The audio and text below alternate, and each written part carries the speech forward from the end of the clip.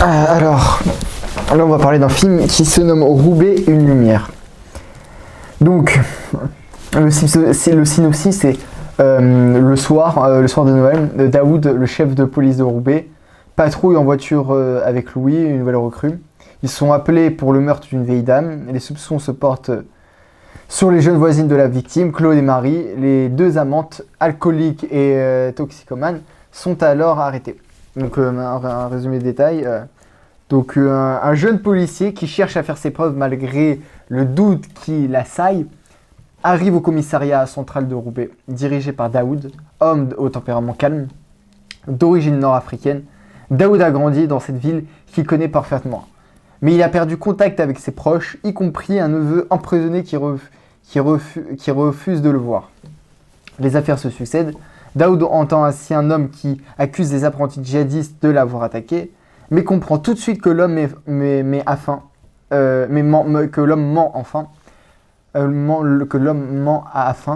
probablement, d'obtenir le paiement d'une assurance. Il confie à un policier une enquête sur un vol commis dans le métro. Il retrouvera par lui-même un jeune mineur qui a quitté ses parents, l'écoutera et réussira à le convaincre de les revoir au moins une fois. Enfin, une passion pour les chevaux rapproche le commissaire et le jeune policier Louis.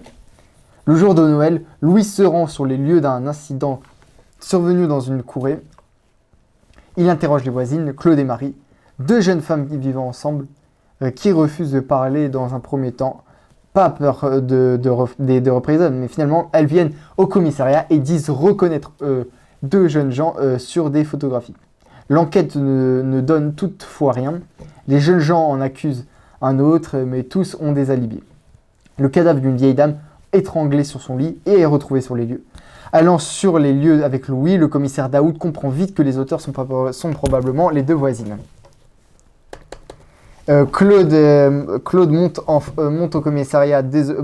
au commissariat des objets volés par Marie chez la vieille dame, tout en niant être allé dans la maison. Plus tard, au commissariat, Daoud obtient peu à peu des aveux de Marie qui expliquent que le meurtre a été conçu par Claude et exécuté en commun. Le motif étant de voler ce qui pouvait l'être dans la maison de la vieille dame. Claude admet progressivement d'avoir participé au vol puis au meurtre, mais en cherchant autant que possible à limiter sa responsabilité de la domination psychologique qu'elle exerce sur Marie, qui est amoureuse d'elle. Une reconstitution sur les lieux du crime permet toutefois d'achever de démonter ces arguments. Les jeunes femmes sont envoyées toutes deux en prison.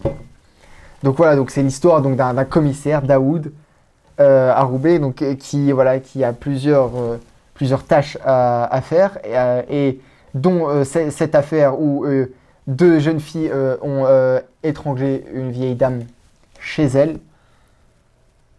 Et voilà, il essaie de tout faire pour avoir les preuves par ces voisines-là, ces deux jeunes femmes qui sont amoureuses, voilà, qui sont des amantes. Donc voilà, Roubaix une lumière, ça a été réalisé par un certain Arnaud Desplechin. Voilà, scénario aussi, c'est aussi le même que le réalisateur Eléa Missus, ok. D'après le téléfilm documentaire de Moscow Bolko.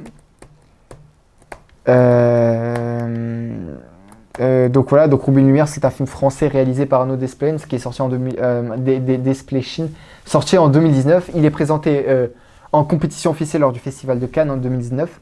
L'histoire est inspirée d'un fait divers survenu en 2002, tel que montré dans le documentaire Roubaix, commissariat central de Moscow Bolko. Donc voilà, c'est une histoire vraie, qui est inspirée d'un fait réel, donc c'est un peu modifié. Voilà, il est sorti donc le 29 mai 2019, et sinon le 21 août 2019, sortie nationale. Voilà. Écriture du scénario, premier polar du réalisateur. L'écriture du scénario s'inspire d'un fait divers survenu à Roubaix en mai 2002.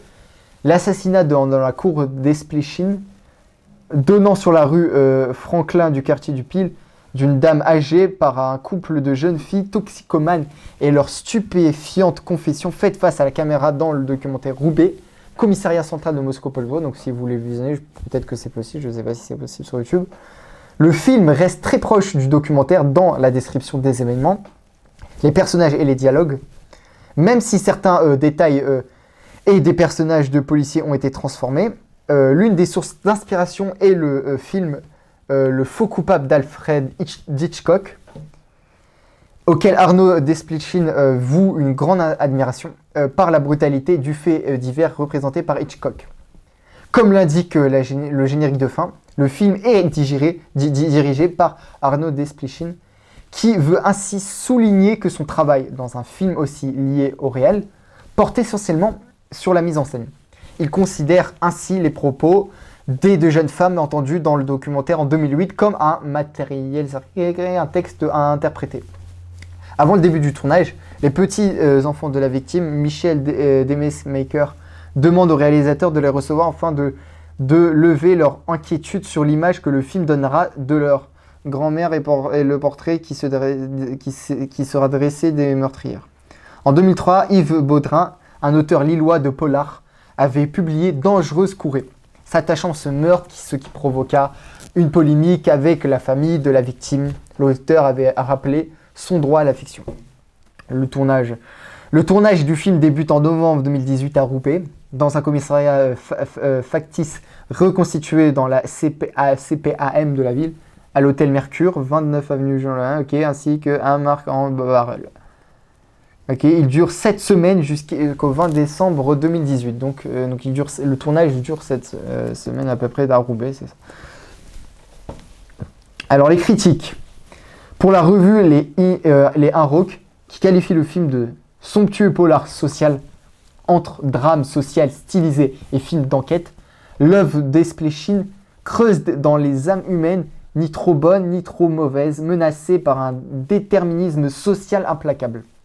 Sur la même ligne, Libération souligne la qualité cinématographique pure de ce film qui réintègre le cinéma au social, y compris comme genre cinématographique. Et y a vu particulièrement le rôle donné par le réalisateur à la police et la loi qui sont là pour mettre des mots sur les choses, verbaliser, au sens premier, notamment dans les scènes d'interrogatoire.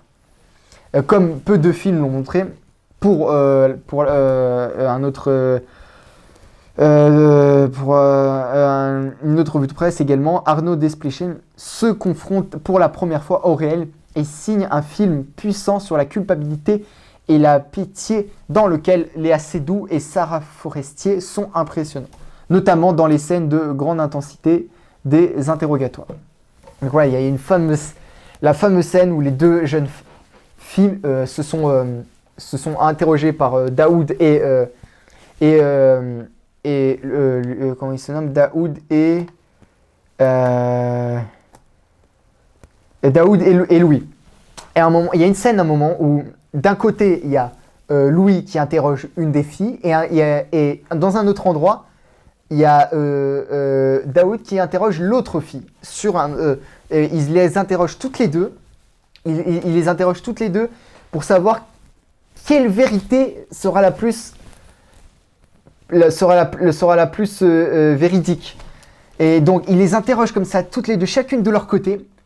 Et après, ils se réunissent, les deux policiers, Louis et Daoud, et ils réunissent les deux jeunes filles ensemble pour parler entre elles. Et les deux parlent de la scène dans laquelle elles ont été. Et comme ça, et quand elles se retrouvent, les deux jeunes filles se retrouvent ensemble dans la même pièce avec les deux policiers. Et là, les deux jeunes filles parlent chacun de leur côté de leur version à elles. Et c'est très passionnant de savoir quelle personne va vraiment dire la vérité par rapport à ça et par rapport à ce qu'elles ont vécu et qui a vraiment raison ou faux. Et voilà, c'est très intéressant à voir ce film par rapport à ça, par rapport à l'histoire de ces deux jeunes filles, et pour savoir quelle sera Quelle sera la vraie vérité? Est-ce qu'elles vont réussir à s'en sortir ou pas toutes les deux? Et voilà. Et la fin du film se finit où les deux policiers de Wade et Louis, elle se termine dans des courses de chevaux. Et enfin voilà, et à la fin ça se termine par des courses de chevaux et voilà, le film ça se termine comme ça se termine sur des courses de chevaux. Et après il y a le générique. Voilà, je vais essayer de chercher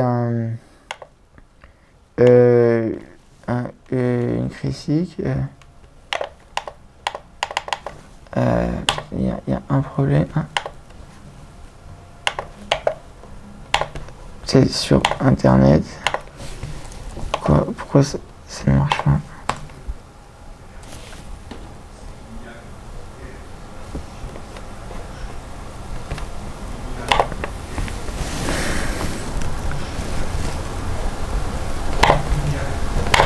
C'est un problème au Wi-Fi.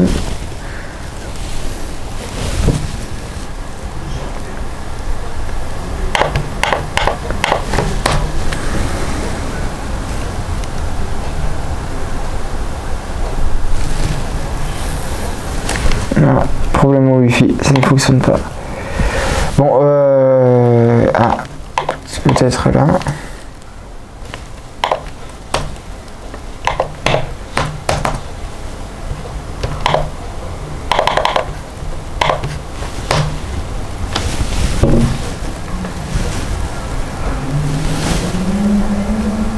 Ah voilà. Alors, donc là, il y a Le Monde. Il y a un fichier sur Le Monde. Donc, Roubaix une lumière. Donc, qu'est-ce qu'ils disent le journal Le Monde sur ce film? Donc, ils disent le flic. Ils écrivent le flic lumineux et les deux amantes déglinguées. Donc, Arnaud Desplechin montre sur le ton du polar la misère sociale et humaine à partir d'un fait divers macabre qui a fait déjà l'objet d'un documentaire. Donc, alors, inauguré en 1901,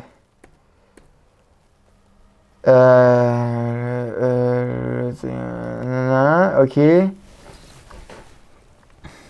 Donc, ils disent que la séquence est éloquente autour de la maison d'enfance, l'amour et la cruauté, la tendresse, la folie tendent au cinéaste le spectre de la hantise dissociative, en même temps que le havre auquel on ne peut faire autrement que revenir, mais on y est.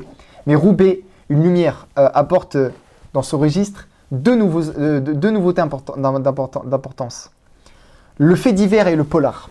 Inspiré d'un documentaire immersif qui fit sanction pour avoir enregistré le terrible aveu d'un assassinat, Roubaix, commissariat central, affaire courante de Moscou-Boulko, diffusé en 2008 sur France 3, le film de Desplechin lui reste étonnamment fidèle dans son découpage, au point d'en paraître bizarrement ficelé. Lutte pour la survie et le souffle de l'imposture.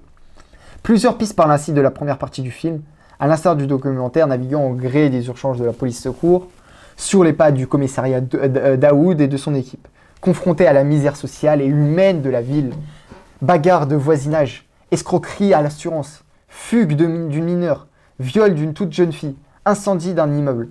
Mais déjà, quelque chose s'éloigne irrémédiablement du réalisme documenté à la Dardenne. C'est pourquoi d'ailleurs, nordiste pour nordiste, les Dardennes sont les Dardennes et Desplechin et Desplechin.